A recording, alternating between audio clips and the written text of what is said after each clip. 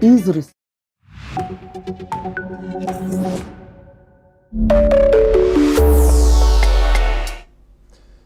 Hello and welcome to Deep Dive on NewsX World. I'm Thomas Porteous, and tonight we turn our focus to the frozen front line on global power politics, Greenland.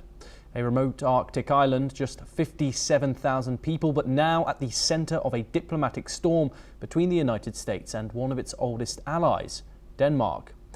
This comes after US President Donald Trump appointed a special envoy to Greenland and declared on camera, "We have to have it."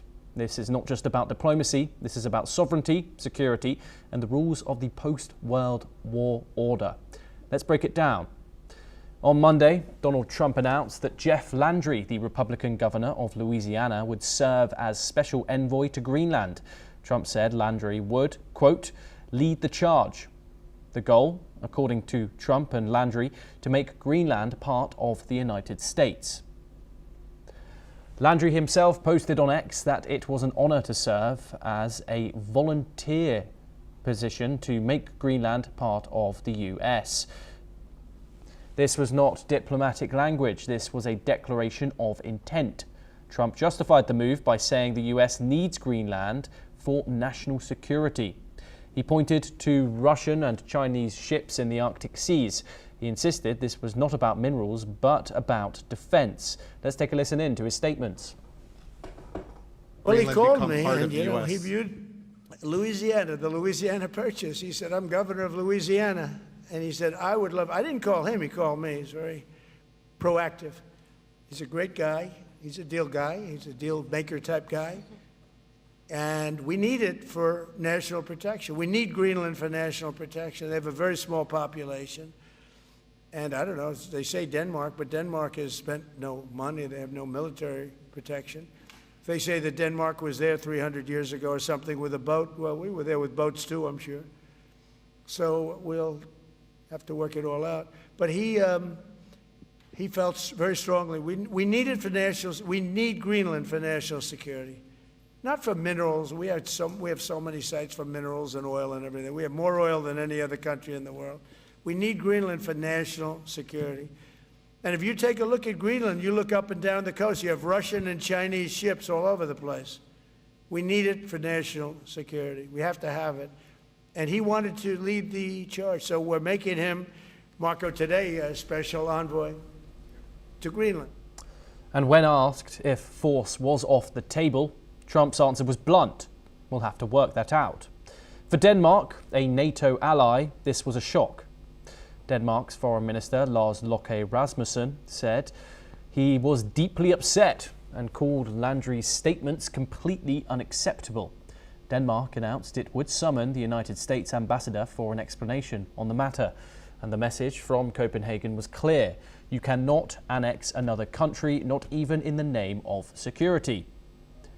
Greenland's response was even more direct. Prime Minister Jens Frederik Nielsen said, "We decide our own future. Greenland belongs to Greenlanders." He added that while Greenland is open to cooperation with the US, its territorial integrity must be respected. The European Union backed Denmark, with EU Commission President Ursula von der Leyen declaring full solidarity with Denmark and Greenland. So why is Greenland suddenly at the heart of a global power struggle? Greenland is the world's largest island and one of its most strategic.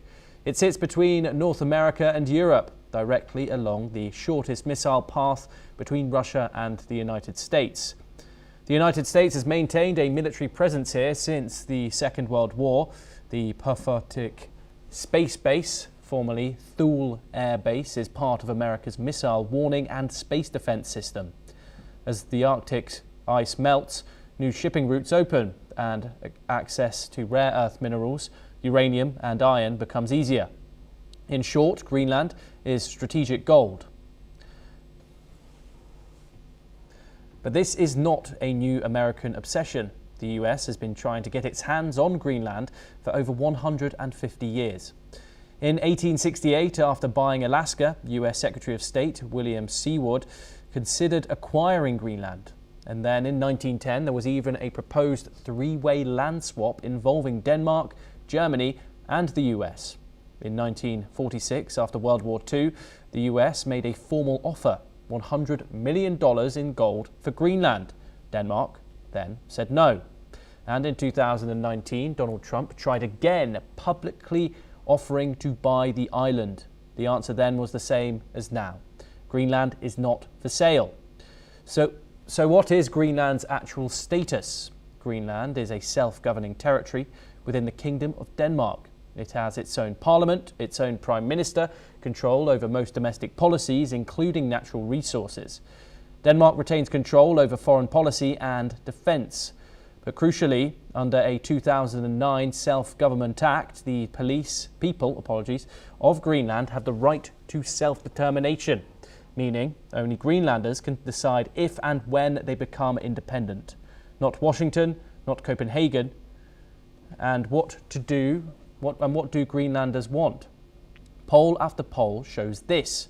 A strong majority support eventual independence from Denmark, but an overwhelming majority, over 80%, oppose joining the United States. As one Greenlander put it, Trump can visit, but that is it. Greenland today is not just about ice and minerals, but it's about a fundamental question. Do borders still matter? Do allies still respect each other's sovereignty? And do small nations still have a voice when giants decide they have to have it? For Denmark and Greenland, this is about dignity and self-determination. For the world, this is a test of whether 21st century power politics will be governed by law or by forceful ambition. We'll keep watching. Now, joining us on this discussion is Keith Vaz. He is a former British minister and he joins us live from London. Keith, it's always a pleasure to have you on the programme. Let's get straight into this. Of course, US President Donald Trump has openly been having talks about having Greenland as his own, and of course the United States is. How serious is this strategic signalling, or is this a genuine challenge to the post-war rules-based order? Good morning, Thomas from Leicester. I'm not in a car on my way to Greenland. I'm on my car arriving in Leicester, and I am as shocked as the people from Denmark about this latest development, though of course in an age of diplomacy where you cannot not be shocked by anything that Donald Trump says, this is probably the most bizarre thing he's done. The governor of Louisiana is a full-time job. It's not something that you do on a part-time basis. So the governor has had to make a statement saying, I'm doing this as a volunteer, and he doesn't intend to visit that often. But this is a very big blow to NATO, to the European Union, to the allies of the United States. And people in the State Department, those serving career diplomats, not the people that governments put in when they win the presidency, they must be shocked too. Because Denmark is a key ally in NATO, in the EU. How do you do this to a friend? Understand what it is. It's certainly not the Russians, because very well with Vladimir Putin, he has a lot of respect for him. Not only that, but the Russians can then say, could we have Alaska?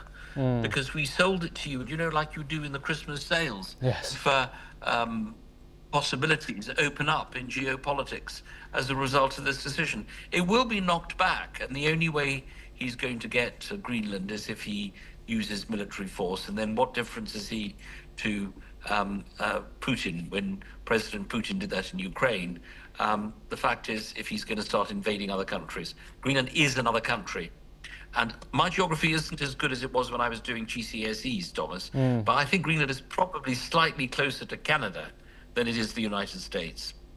Indeed, of course, and Keith, this is renewed. Of course, this was off the table for a little while. Greenland have since had elections where they've said that they do want the right to self-determination under international law.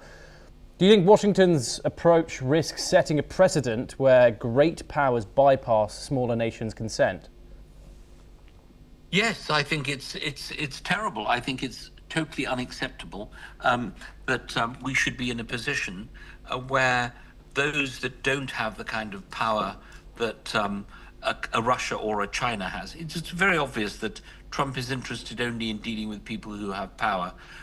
If you're a small country, forget it. You will be dealt with in a particular way. Look at Venezuela.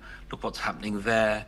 Seizing of vessels on the high seas, the threats to Greenland. Let's be very clear, nothing's happened to Greenland yet. The appointment of an envoy is not a declaration of war. I can appoint you as my personal envoy to the country of my birth, Yemen, which would be great. There's no money in it. You'd be a volunteer, but everyone can do that. But when the President of the United States says it, it does carry some meaning. And so we don't know what this title involves, but it is something serious. I wonder whether it's got something to do with the fact that the Epstein files are coming up drip by drip, and this news cycle needs to change. Maybe it's got something to do with that. Maybe it will end nowhere. But you never know. After all, when he said he wanted to put his name on the Kennedy Center, everyone laughed, and there it is. His name is on the Kennedy Center. Different doing things in the United States, frankly, than having to take over another country. Denmark and the EU will never allow it. And of course, Keith, Denmark is a key NATO ally, and Donald Trump continues to reiterate that he's not ruling out force in taking Greenland. Have we ever seen this before? NATO infighting? Never. Never. It's not even a fight at the moment. America is the biggest part of NATO, and for America to say these things, it puts diplomacy on its head. I have never, in all my years of public life and all my years in the Foreign Office that I spent there as a minister, and I was Minister for Europe, so visited Denmark many, many times, never ever seen anything like this. Just the mere announcement is a shock, and I hope that he will come to his senses and move on to something else. Keith Vaz, as always, it's an absolute pleasure to talk to you. Thank you very much for joining us. Thank you, Thomas. Well, that's all that we have time for this hour. Keep following NewsX World for more issues explained and international updates.